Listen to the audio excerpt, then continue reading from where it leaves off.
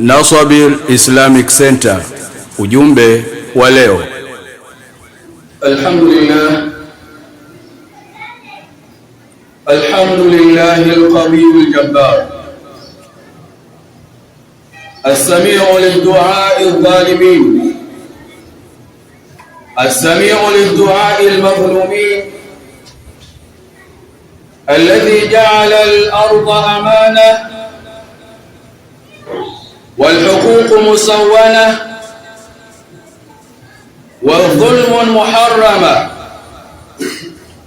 وتواعد أهله بالعذاب الشديد.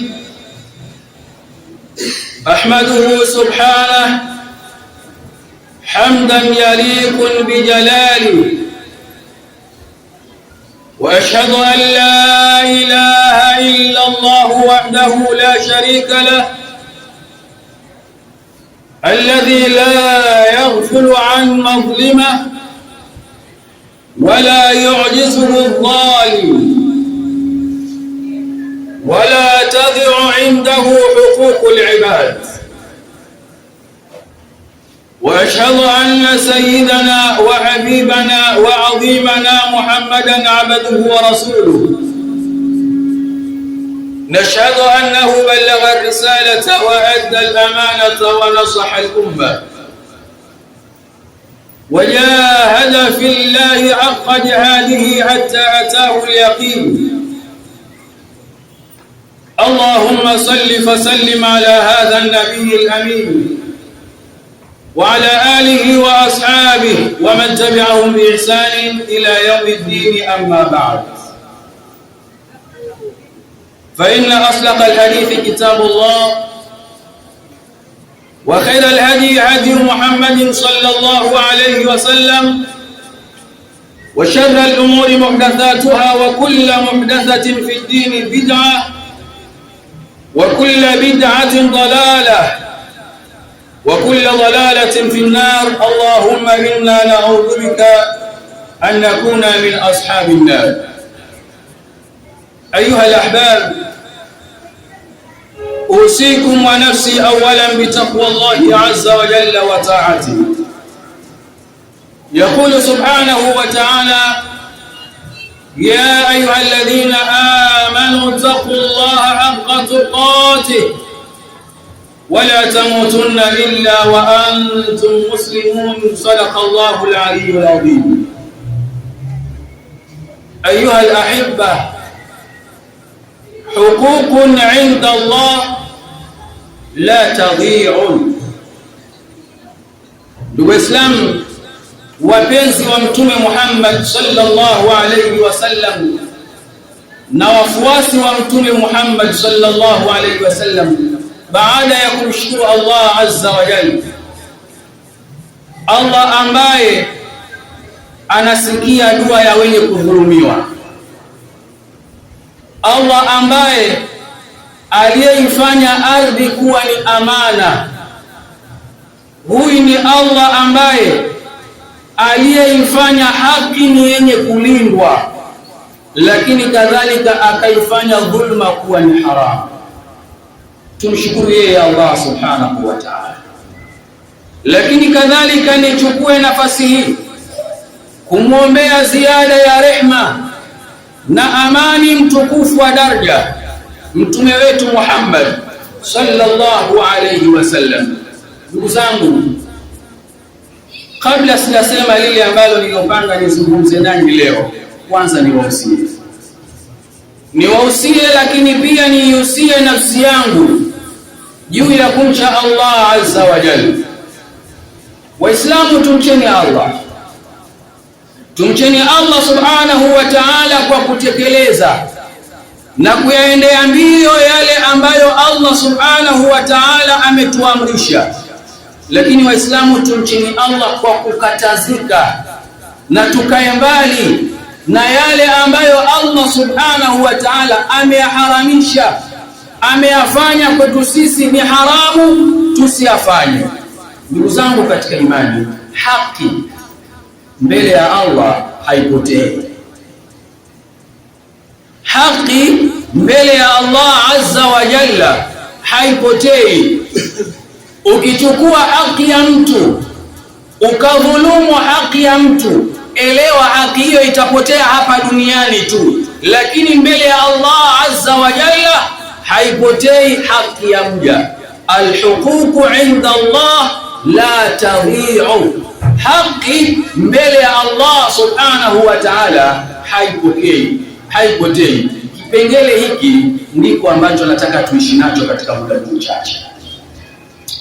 Waislamu, katika jambo ambalo liliokuwa ahamu tunalotakiwa tulielewe na tulifahamu, katika dalili kubwa yenye kuthibitisha ukweli wa Uislamu na dalili kubwa inayothibitisha ukweli wa imani tulizokuwa nazo ni nini? Ni kaful adha an ibadillahi, ni kujizuia na kuwaudhi waja wa Mwenyezi Mungu.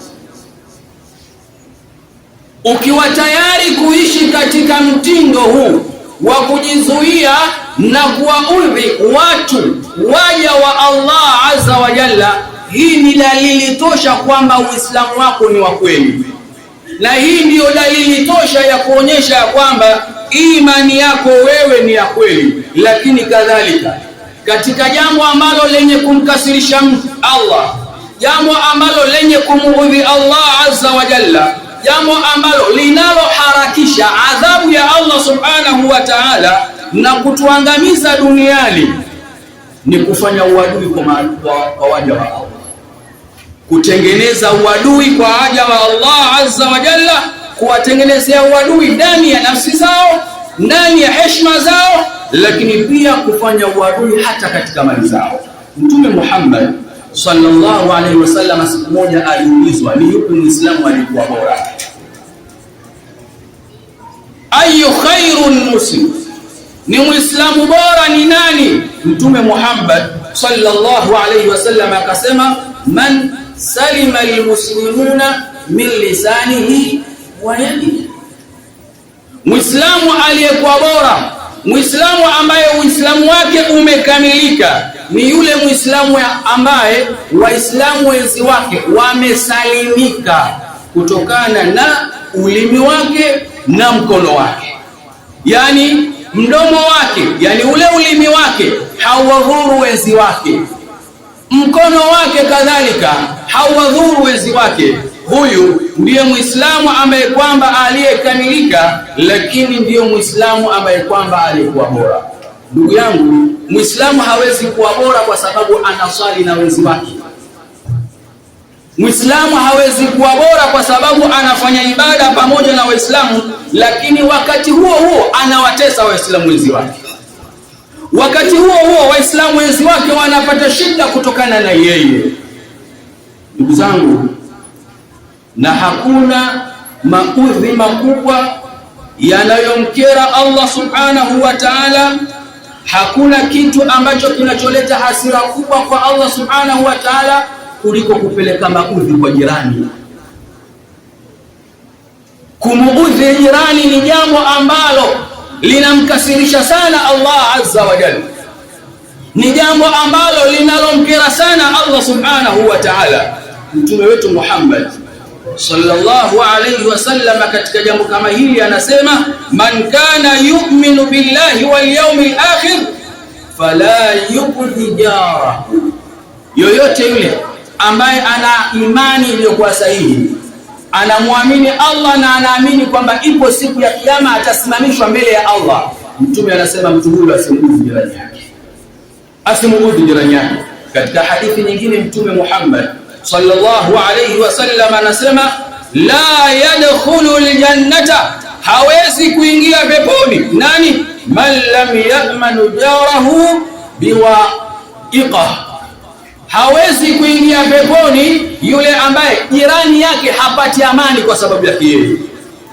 Yani ikiwa majirani zako hawana amani kwa sababu yako wewe, ujue ya kwamba pepo wewe hauipati hata kama utaswali namna gani. Siku moja Mtume Muhammad sallallahu alayhi wasallam aliletewa habari, aliletewa maelezo juu ya mwanamke ambaye anayefanya jitihada kubwa ya kufanya ibadat Masahaba wanakwenda kwa Mtume, wanamwambia ya Rasulullah, indana mraa, tuna mwanamke sisi. Mwanamke huyu yusalli billayl, anasali sana sala za usiku, wayasumu bin nahar, na anafunga sana usiku sunna, anafunga sana mchana sunna, lakin yu'dhi jarahu tu'dhi jarahu bilisaniha, lakini mwanamke huyu tatizo lake anamuudhi jirani yake kwa ulimi wake. Mtume Muhammad sallallahu alayhi wasallam hakupepesa macho, hakupepesa mdomo, akasema la khaira fiha, hakuna kheri yoyote katika ibada anayoifanya. Hiya finnar, mwanamke huyo ni motoni. Pamoja na kuamka kwake usiku kufanya ibadat, pamoja na kufunga kwake sunna mchana, lakini kwa ile jambo lake yeye la kuwaudhi majirani zake kwa ulimi aliyopewa na Allah azza wa jalla, hiya finnar, mwanamke huyo ni motoni. Kwa nini? Kwa kumuudhi na kumkera jirani yake. Ndugu zangu katika ibada, al-dhulmu dhulumatun yawm al-qiyamah. Waislamu, dhulma ni kiza, kiza siku ya Kiyama. Wa ashadduhu wa a'dhamuhu dhulmu al-ibad fi amwalihim, na hakuna dhulma iliyokuwa kubwa kama kuwadhulumu waja wa Allah mali zao.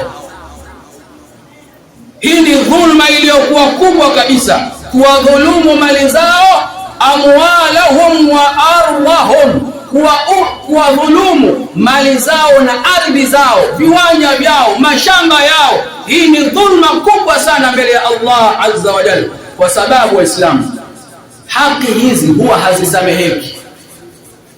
hazisameheki mbele ya Allah azza wa jalla illa biraddiha, isipokuwa mpaka utakaporejesha.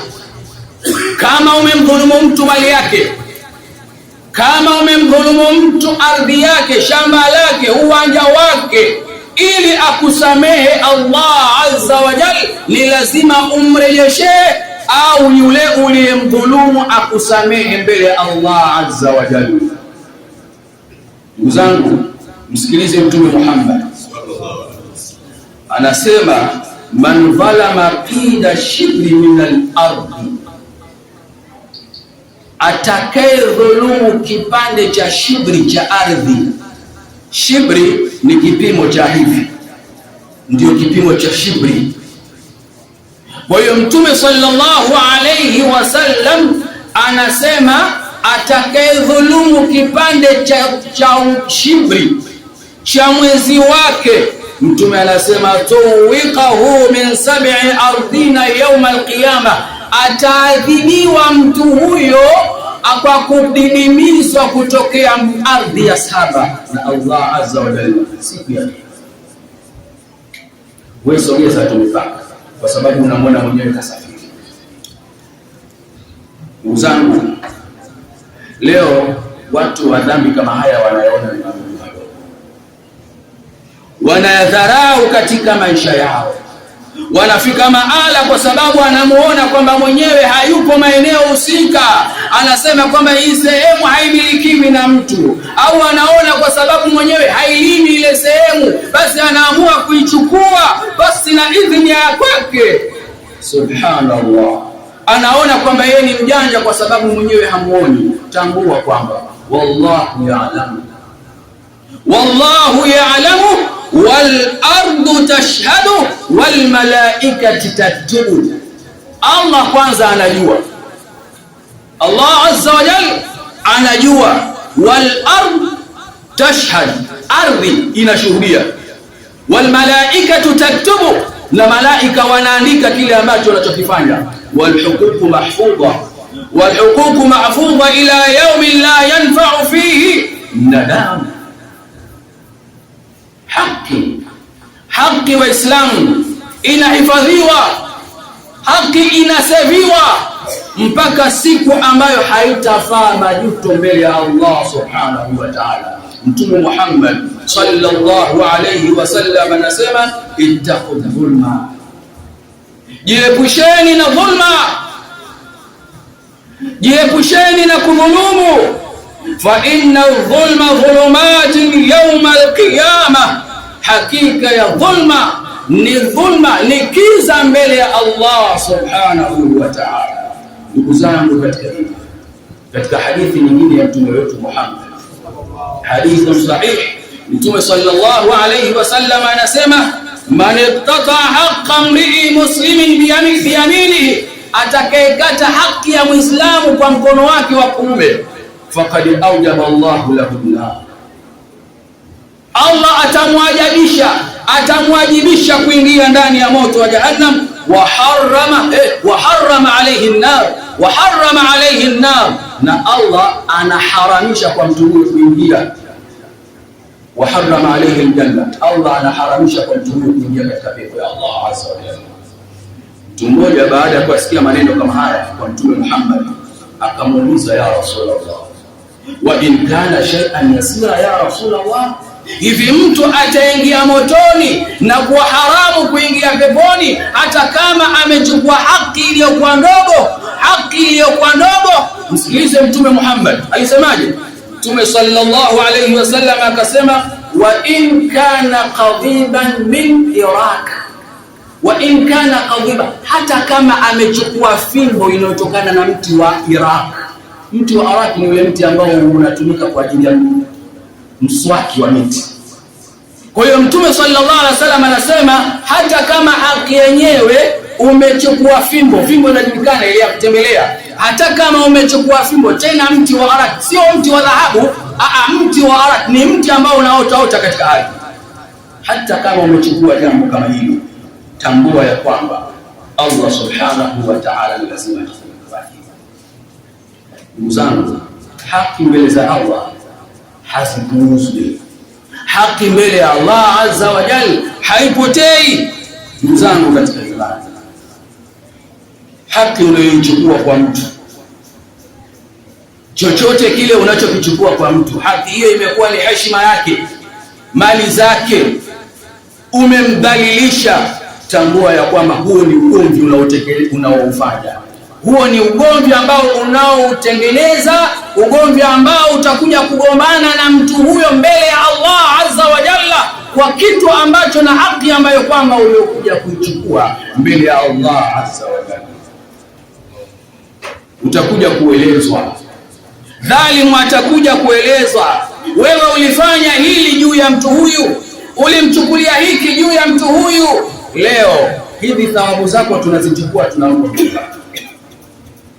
Na ndio hata siku moja Mtume Muhammad sallallahu alayhi wasallam aliwauliza masahaba, atadruna man al-muflis, mnamjua ni nani aliyefilisika? Masahaba wakasema hatujui.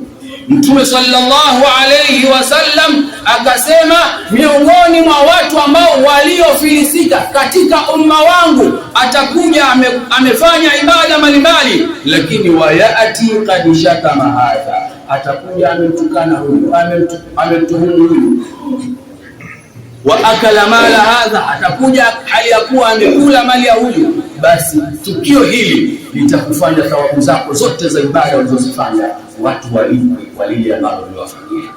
Ndugu zangu katika imani, haki kwa Allah subhanahu wa ta'ala asisamehe. Haki kwa Allah subhanahu wa ta'ala haipotei. Usione kwamba ukawa ni mjanja hapa, umekwenda kwa mwenyekiti wa serikali ya mtaa, umeshinda kesi pamoja na dhulma ambayo uliifanya, umepelekwa mahakamani ukashinda kesi pamoja na dhulma, unajua kwamba wewe ni dhulma. Elewa hilo limepita kwa mwenyekiti wa serikali ya mtaa au limepita kwa hakimu tu, lakini hakimu Allah azza wa jalla haipotei haki ya mja huyo ambaye wewe uliyemdhulumu. Innal insana lafi khusr, hakika ya mwanadamu siku zote yuko ndani hasara, illa alladhina amanu wa amilu salihat, isipokuwa wale ambao kwamba walioamini na wakatenda matendo yaliyokuwa mema. Watawasau bil haqq watawasau bis sabr. Waislamu, nimalize mazungumzo yangu kwa kukumbusha maneno ya Mtume Muhammad. Mtume sallallahu alaihi wasallam anasema, wattaqi da'wata al-mazlumi, ittaqi da'wata al-mazlumi, ogopa dua ya mwenye kudhulumiwa. Wewe umemdhulumu mwezi wako, upo nyumbani kwako usiku umelala furaha, lakini mwezi wako nyumbani kwake ana huzuni kwa kumdhulumu kwako. Analia anamwambia, ya Rabbi, mimi umeninyima nguvu, umeninyima mdomo wa kuongea mahakamani, umeninyima mimi ulimi mzuri wa kuzungumza mbele ya mwenyekiti wa serikali ya mtaa. Nimedhulumiwa ya Rabbi kwa udhaifu ambao ulionigaia. Haya ni maombi mbele ya Allah azza wa jalla ya aliyedhulumiwa, na Mtume Muhammad anasema, ogopa, ittaqi da'wata al-madhlumi, ogopa dua ya mwenye kudhulumiwa. Limadha ya Rasulullah? Kwa nini? Mtume anasema, fa innahu, hakika ya dua ya mwenye kudhulumiwa, laisa bainaha wa baina Allahi hijab, haina kati ya Mungu na kati yake hakuna hijab, yani hakuna panzia itakayozuia dua ya mwenye kudhulumiwa. Yani usijione mjanja. Dua aliyedhulumiwa akikupigia dua, akinua mikono kwa Allah, akakuombea shari kwa Allah azza wa jalla, laisa bainahu wa baina Allahi hijab. Dua ya Allah ya aliyedhulumu haina panzia, haina kizuizi mbele ya Allah azza wa jalla, yakunu maqbula, inakuwa ni yenye kukubaliwa. Tumuombe Allah subhanahu wa ta'ala atuonyeshe haki na aturuzuku kufuata, atuonyeshe batili na aturuzuku kuepusha. اللهم صل على محمد وعلى آل محمد كما صليت على إبراهيم وعلى آل إبراهيم، وبارك على محمد وعلى آل محمد كما باركت على إبراهيم وعلى آل إبراهيم في العالمين إنك حميد مجيد. اللهم لا تدع لنا في مقامنا هذا ذنبا إلا غفرته، ولا عيبا إلا سترته، ولا مريضا إلا شفيته، ولا دينا إلا قضيته.